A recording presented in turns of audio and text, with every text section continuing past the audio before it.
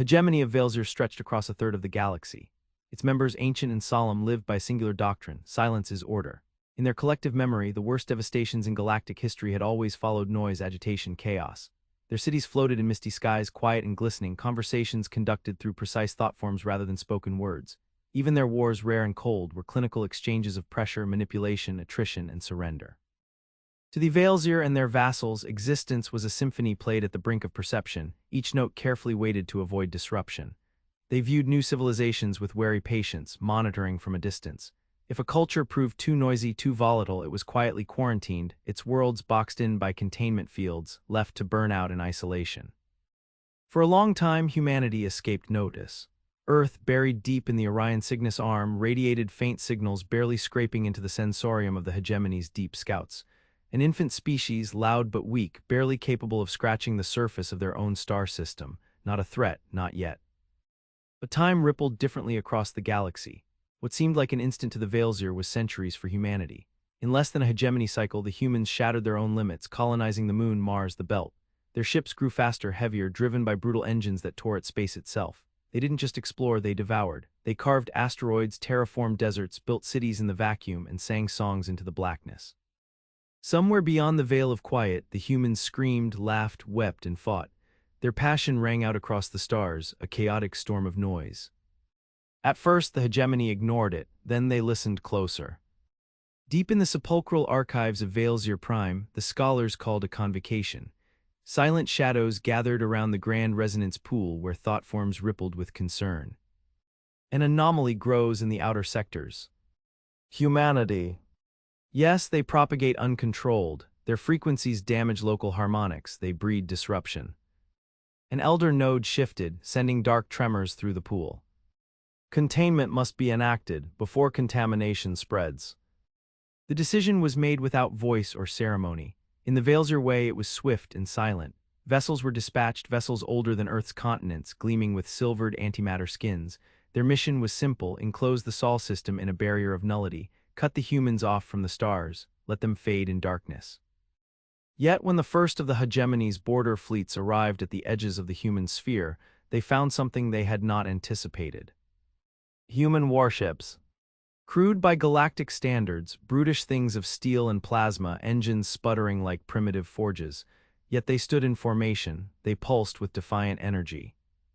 A transmission was hurled into space, not a quiet thought form, not a restrained formalism, but a raw, howling voice translated into dozens of tongues simultaneously, a crackling surge of emotion. "We see you, we are not afraid." The Veilsir commanders were stunned into inaction. It was not the message itself that shocked them, but the force behind it.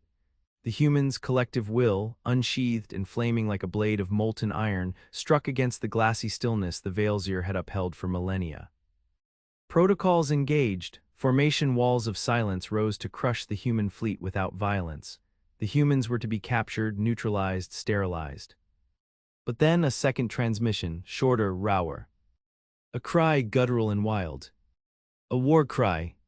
It tore through the void like a burning lance, vibrating instruments, shattering containment fields on a dozen of the nearest vessels.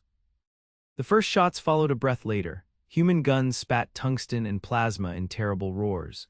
Their missiles, primitive, lumbering things, arched like thrown spears at speeds no Veilsir ship had ever accounted for. The humans did not wait for battle, they seized it. Captain Alexandra Vance, commander of the human flagship Resolute Dawn, stood at the center of her command deck, her eyes cold fire. "Target their nullcasters," she ordered. "Bring them noise they'll never forget." Her words were not gentle, they rang out across the deck. Officers responded not with silent acknowledgments but with shouted affirmations. The Resolute Dawn surged forward, burning its fusion drives to the limit. Against the stony silence of the Veilsir, the humans unleashed a symphony of violence. Railguns thrummed, plasma bolts shrieked, electronic warfare arrays screeched into the darkness. In the upper stratosphere of Neptune, a Veilsir cruiser shattered, its null field collapsing into a rain of silver motes. The impossible had happened. The Veilsir, masters of the silent dominion, had been wounded by an infant species still learning to walk among the stars. And even as the battle raged, even as ships died screaming into the void, something deeper stirred within the hegemony. A question unspoken but undeniable. What have we awakened? The human fleet fractured the initial Veilsir formations and drove into the void beyond Neptune's orbit. Yet the victory was momentary. Reinforcements rippled into local space, a glistening wall of pearlescent vessels reshaping themselves mid-flight, weaving a net of gravity and silence designed to smother all resistance. Humanity, unaccustomed to facing an enemy older than its written history, felt the crushing weight of true cosmic might. Ships of the Terran Defense Initiative flared and died, vanishing in incandescent blossoms against the cold dark. Communications stuttered. Navigation was ripped apart by gravitational eddies. The first battle groups began to collapse under pressure. In the command deck of Resolute Dawn, alarms blared, holograms stuttered. Engineers shouted damage reports over flickering comms. But Captain Alexandra Vance did not yield. She planted herself at the heart of the storm, hands gripping the rail before her. "They're expecting surrender," she said, voice low but unshakable. "They expect silence, give them the opposite." She ordered the release of the pulsecasters, a last-ditch human weapon designed not to destroy, but to saturate space with disruptive noise across every frequency band imaginable. Songs, screams, ancient war drums, mathematical chaos, raw emotional data compressed into waves of violent resonance. When the pulsecasters fired, the battlefield changed. The Veilsir ships built for grace and perfect information shuddered, command pathways fragmented, ships spun adrift, unable to coordinate. For the first time in thousands of years, a Veilsir fleet fell into confusion. The humans pressed the advantage. Old freighters retrofitted with magnetic rail charges hurled themselves at the edges of the hegemony fleet. Marine pods launched from battered destroyers, boarding vessels thought impenetrable. Close-quarters combat erupted in eerie, crystalline corridors never meant to see violence.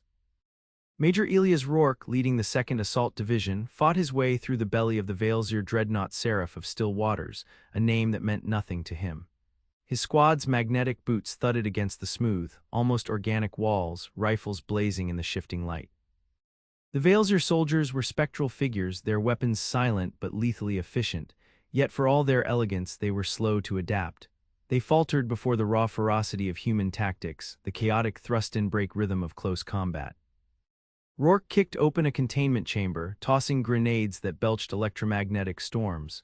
Veilsir nodes collapsed in spasms of failing thought. He laughed grimly. "Not so silent now, are you?" he growled, rallying his squad deeper into the bowels of the ship. Meanwhile, in the political heart of the hegemony, panic, though never spoken, spread like a stain. The Grand Resonance Council convened in emergency session within the Vault of Harmonies, a cathedral of polished voidstone resonating at subaudible frequencies. Thoughts flickered fast between the elder minds. Their noise destabilizes local spacetime. It infects neighboring sectors. This species cannot be contained by the old measures. They mutate conflict itself. They are primitives, they should have folded under pressure. They have not, they will not, the probabilities shift. The Veilsir had a word for such disruption, a concept so alien to their existence that it bordered on profanity: Vorquan, the breaking of inevitable silence. Humanity had become a Vorquan. The Council, for all its timeless pride, understood that direct escalation was inevitable. Quiet extermination protocols were authorized for the first time since the suppression of the Zelthar epoch, a grim war so ancient that its details had faded even from collective memory. A new fleet stirred in the dark, vessels of ending, self-aware engines of silence incarnate, their weapons capable of liquefying continents without sound, snuffing stars without light. Back on the edge of human-occupied space, battered remnants of Earth's first defenders regrouped. Admiral Rhea Solheim, coordinating the scattered battle groups from her flagship Vindicator, assessed the brutal calculus. Out of the 80 ships that had responded to the initial incursion, less than 30 remained battle-worthy. On Europa's moonbase, civilian evacuation had become a chaos of shrieking engines and panicked crowds, the ice fields churned into slush by desperate launches. Even Earth's political factions, normally fractious to the point of dysfunction, had unified under the emergency conquered. Old rivalries between Terran blocs, Martian federations, and belt syndicates dissolved in the face of annihilation. The First Council of Unified Humanity convened within the orbital Fortress Atlas station, deep above Earth's atmosphere. 100 leaders, scientists, and warlords gathered not to debate but to forge an unbreakable response. Among them was Dr. Mina Kartal, the leading mind behind Earth's burgeoning gravitic weaponry programs. "We cannot match them symmetrically," she stated, slamming her data slate onto the conference table. "We must escalate asymmetrically, weaponize the chaos they fear." A proposal emerged from the meeting, audacious and reckless: Operation Thunderwake. A plan to unleash a resonance weapon unlike anything ever conceived, a device not to silence, but to amplify the human war cry into a galaxy-shaking pulse, a defiant roar encoded with every ounce of humanity's rage, hope, and will to survive. It was not just a weapon, it was a statement. We exist, we fight, we endure. As final preparations were rushed forward across human space, songs filled the void, defiant, unbroken, thunderous. Children born in lunar cradles sang to the void. Soldiers dying in the dust of Europa's fields howled their names into eternity. Workers on Mars, battered and soot-covered, pounded out rhythms of defiance on the hulls of their ships. The galaxy had heard whispers and silences for eons. Now, for the first time in living memory, it heard something else. A rising storm, the vessels of ending arrived in human space without fanfare. Great monoliths of shifting void matter, they radiated fields so dense they bent light and crushed distant asteroids into dust. They moved with the certainty of extinction itself, each pulse of their engines rewriting local physics. They did not broadcast demands nor offer negotiations. Their very presence declared humanity's final hour. Above Titan's shadowed canyons, the first engagement unfolded. The carrier Bastion of Dawn opened fire with every weapon it possessed, from mass drivers to experimental graviton shears. Nothing penetrated the vessel's null fields. In return, a single, silent pulse lashed from one of the Veilsir behemoths. The Bastion unraveled, its atoms smeared into a mist of carbon and iron. Admiral Solheim, witnessing the loss from a command outpost above Io, issued a single, unflinching order. Activate Thunderwake. In the depths of Mercury's abandoned mining labyrinths, humanity's desperate hope awaited final assembly. The Thunderwake core, a swirling nexus of gravitational chaos and encoded emotional resonance, lay dormant. Engineers in radiation-hardened suits raced against final countdowns, sealing conduits, charging field projectors.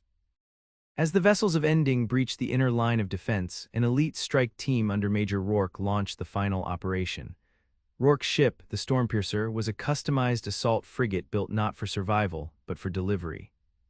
The Stormpiercer burned across the solar system like a comet of vengeance, weaving past Veilsir interdiction fields, diving into magnetic storms, its engines howling protest against the strain.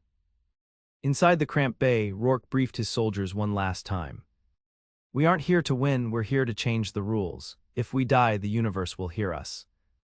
Each Marine carried a resonance amplifier surgically implanted into their armor, a crude adaptation of the Thunderwake principle, designed to focus raw emotional output into devastating shockwaves at close range. As the Stormpiercer approached the Thunderwake core, Veilsir constructs materialized, attempting to intercept.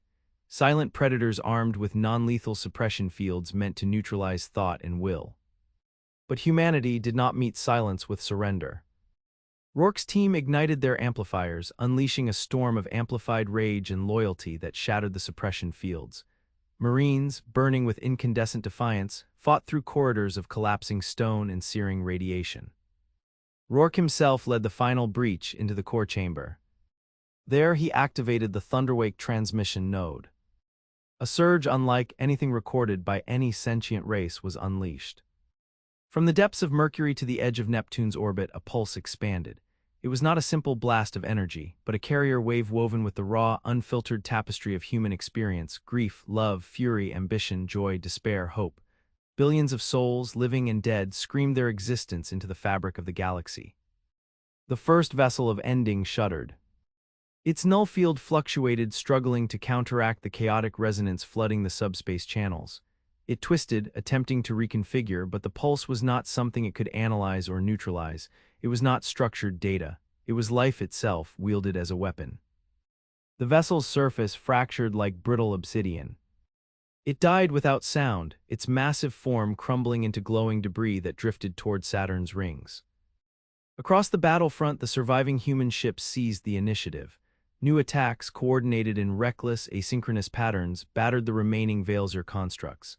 Their ancient protocols, designed against predictable threats, could not comprehend humanity's shifting tactics, their refusal to conform. On Earth, a sudden stillness fell as the thunderwake pulse washed over the world. In the ruins of old cities and the gleaming towers of new ones, people lifted their heads. For the first time, the entire species moved as one. A second pulse followed the first, less chaotic, more focused, an act of deliberate will. Humanity was speaking in a language the galaxy had forgotten, the language of unbroken defiance. The Veilsir response was immediate. The Grand Resonance Council authorized the Awakening Protocol, a dark contingency buried in their foundations since the earliest wars. It was not just annihilation, it was obliteration of identity itself, a weapon that would erase not just life but the memory of life. The seed of unbeing was set on a trajectory toward Earth.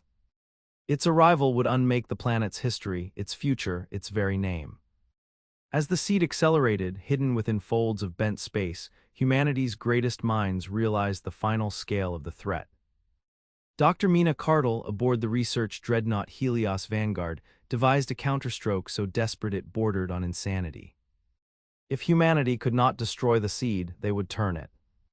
Weaponize its own field of memory erasure into a shield, a paradox that would tear open stable wormholes into untouched sectors of the galaxy beyond the hegemony's reach. It was no longer about victory. It was about survival beyond the end. As work began, whispers spread across human space, faster than light, faster than hope itself. The cry had been heard, and not just by humans. Beyond the hegemony's borders, in the silent sectors abandoned by old wars, ancient races stirred.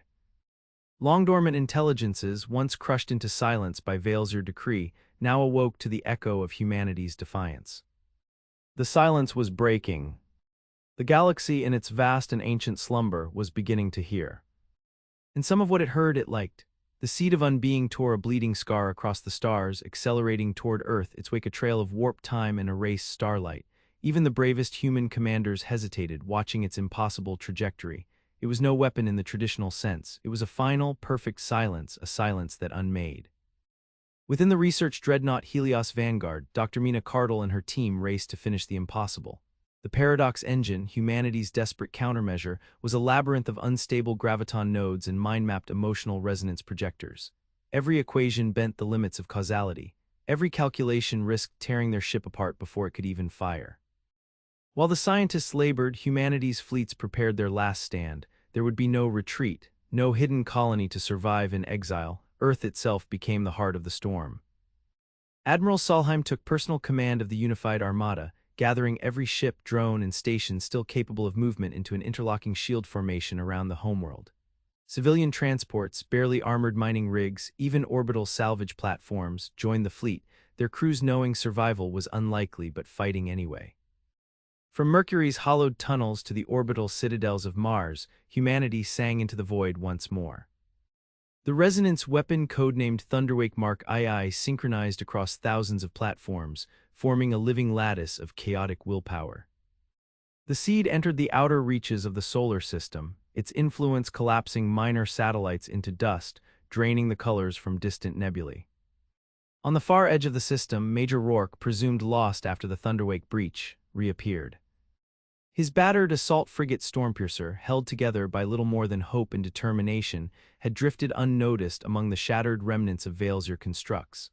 Using the debris as cover, Rourke and a handful of survivors had pieced their ship back together, scavenging weapons and armor from the ruins. Now they carried something even more dangerous. A captured fragment of a Veilsir seed core wrested from the remains of a vessel of ending. It was a shard of pure silent logic, coded to anchor Veilsir resonance fields. Cardle's theory had been right. If humanity could interface chaos and silence, they could fracture the seed's perfect annihilation field at the point of contact. The plan required impossibility, a simultaneous pulse from every Thunderwake unit, synchronized with the Paradox engine aboard Helios Vanguard, and a physical strike at the seed's core with the shard weapon. Timing had to be perfect. Rourke volunteered immediately. No one else could pilot the Stormpiercer fast enough through the seed's event horizon. As humanity's defenders braced for the final assault, something unexpected happened. All across deep space, ships appeared, silent at first, massive and strange. They were not human, and they were not Veilsier. Old allies of the hegemony, long thought broken or absorbed, had heard the rising noise. Civilizations imprisoned by silence for untold millennia had remembered their own buried defiance. The Dreventi swarms, insectal bioships that reeked of ammonia and fire. The Lorvain harmonics, crystalline spindles radiating shattered melodies. The Kelraza, ancient machine intelligences, who had once ruled 1,000 suns before the Veilsier decreed their silence. Now they rallied not under banners, but under a single undeniable truth. The silence had been broken. Across the stars, fleets of the Forgotten and the Furious fell upon the flanks of the Veilsier's reinforcements. The hegemony, stretched thin and unprepared for total uprising, faltered. The Grand Resonance Council broadcast a desperate injunction across subspace, a wave of pure command meant to reassert dominion. But it was too late. The galaxy itself had begun to roar. At the heart of it all, Earth shuddered under the strain of colliding fields. The seed approached. Humanity stood. Thunderwake Mark II pulsed. The Stormpiercer, engines screaming and armor melting, pierced the edge of the seed's null horizon. Inside the vessel, Rourke fought his controls, steering manually through maelstroms of unraveling physics. His squad lay silent at their posts, every one of them prepared to die without regret. The shard weapon, rigged to the prow, hummed with unstable energy, drawn from the Veilsier's own designs and twisted by human hands. Seconds before impact, Rourke triggered the final sequence. Across the system, Thunderwake resonators exploded into violent chorus. The Helios Vanguard fired the Paradox engine, unleashing a focused collapse of probability that raced alongside the human wave. The seed of unbeing, for the first time in its existence, hesitated. In that instant of doubt, the Stormpiercer struck. The shard penetrated the seed's core. Reality howled. Not silence, not destruction. A new sound. The seed shattered outward, its annihilation field inverting into a cascade of wormholes, each a tear into untouched galaxies beyond known space. The backlash tore through the solar system, fracturing the Veilsier's presence across human-occupied worlds. Their constructs imploded, their control nodes blinked out. Rourke's last transmission, garbled and broken, reached Admiral Solheim moments before his ship disintegrated into brilliance. Make them hear. Earth survived. Damaged, battered, burning, but alive. Humanity had not merely repelled an invasion. They had detonated a psychic bomb across the galaxy. Every race once silenced by the hegemony now remembered what had been lost. They remembered rebellion. And at the center of it all, rising from the ashes of their own near extinction, humanity stood as the new fulcrum around which galactic history would turn. The Veilsier, for the first time in epochs uncounted, found themselves forced into retreat. But they did not vanish. They seethed in the dark between stars, gathering, adapting. The war was not over. It had only begun. And the galaxy, once ruled by silence, now waited with bated breath for what would come next. In the shattered aftermath of the Battle of Earth, the galaxy entered a new age. Across the ancient lanes of hyperspace, in the forgotten voids beyond mapped sectors, the silence cracked and fell away like rotting stone. Humanity, bloodied but unbowed, stood at the nexus of it all. On Earth, the Council of Unified Humanity dissolved itself. In its place rose the Terran Accord, a singular directive body built not to govern a world but to guide a species. No more factions, no more squabbling polities. The survival of humanity had demanded unity, and now it demanded ambition. The Accord's first act was the Genesis Decree, a mandate to seed humanity across the stars faster than any empire had ever expanded. Using the wormholes birthed from the broken seed of unbeing, the Terran fleets hurled outward into virgin galaxies, carrying the noise of their kind to every dark corner. Each new colony was founded not with whispered oaths, but with blaring songs, hammering engines, and the chaotic, violent hope that only humans could summon. The Veilsier did not vanish into the night. Their retreat had been strategic, not total. Within the hollow spaces between sectors, the surviving elders of the Grand Resonance Council convened a conclave unlike any before it. No longer could they rely on the slow crush of silent dominion. Humanity had introduced a variable that the Veilsier doctrines could neither absorb nor suppress. For the first time in 100,000 cycles, the hegemony began to adapt. Silent assassins, resonant saboteurs, and psychological infiltrators, new creations, darker and sharper than anything the Veilseer had unleashed before, flowed into the galactic current, seeking to poison humanity's noisy ascendancy from within. The Terran Accord anticipated this. The victory at Earth had not bred complacency. It had hardened them into something new, a species that had tasted its own death and refused to be cowed.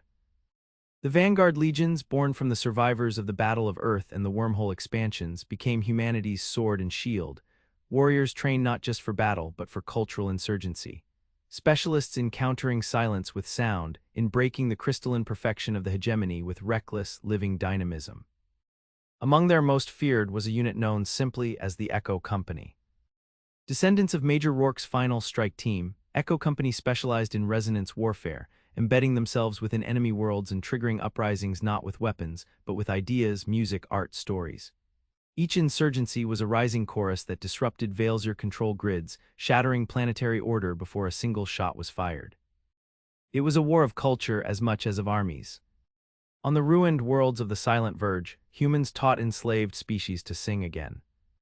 On the hollowed cities of Charon Delta, they revived ancient dances forbidden for millennia. On the twilight plains of Vesseria, they retold forbidden histories, restoring identities the Veilseer had erased. Every act was an assault. Every heartbeat was rebellion. Every noise was a weapon. The Terran Accord knew they could not simply destroy the hegemony in a single blow. They needed to fracture its foundation, to make it irrelevant, to make its silence obsolete. It was on the world of Selkath Prime that the first true collapse occurred. The Veilseer administrator of the sector, a mind vessel called Rilvan of the Pale Tone, had maintained perfect order for 2,000 cycles. When human agents embedded a carrier wave of living music into the atmospheric systems, entire cities began to hum with new life. Families once too cowed to speak aloud gathered in the streets and shouted their names into the skies. The Veilseer response teams, bred to enforce compliance through silent suppression, found themselves overwhelmed by the sheer psychic mass of awakening thought. Selkath Prime defected not to Earth, not to any banner. It defected to itself. Across 100 sectors, the pattern repeated. Humanity did not conquer. They catalyzed. They did not erase cultures. They amplified them. The hegemony staggered under the weight of its own stagnation, its millennia of brittle peace turning to ash as its subjects remembered who they had once been and who they could become again. At the center of it all, the Terran Accord unveiled its final move. Within the newborn colonies, within the surviving cities of Earth, a new signal was prepared. The Echo Pulse, a deliberate, permanent transmission stretching across the galaxy, composed of every song, every story, every cry humanity had ever birthed. Not a weapon to kill, a weapon to awaken. It would be launched from the rebuilt Atlas station, now a massive resonance engine orbiting Saturn, the heart of humanity's expansion. On the day of the transmission, every human ship, every colony, every station fell silent for a single moment. Not in fear, in reverence. And then, with a pulse that shook the fabric of spacetime itself, humanity's song was unleashed. It raced outward faster than thought, faster than fear, faster than silence. It reached the forgotten corners. It touched the imprisoned worlds. It brushed the ancient ruins. And where it passed, silence fractured. The Veilseer tried to resist. They reinforced their mind walls, recalibrated their suppression fields, unleashed fleets of purity drones. It was not enough. Their own subjects turned against them, not with hatred but with memory. Civilizations they had thought pacified forever now rose in wildfire defiance. The galaxy was no longer a still pool. It had become a raging ocean. And at its heart, Earth blazed like a forge, humanity hammering new destinies from the molten chaos. Captain Alexandra Vance, promoted to Fleet Marshal, stood at the prow of the Terran flagship Liberty's Roar, gazing into the maelstrom of the new galactic age. "This is what they feared," she said to her gathered commanders. "Not our weapons, not our ships. They feared our refusal to be silent. They feared our becoming." The war was not over. It would never truly be over. But humanity had already won the most important battle. They had made the galaxy hear them. They had taught it to answer back. And somewhere in the endless dark between stars, the future shivered. Not in fear, in awe.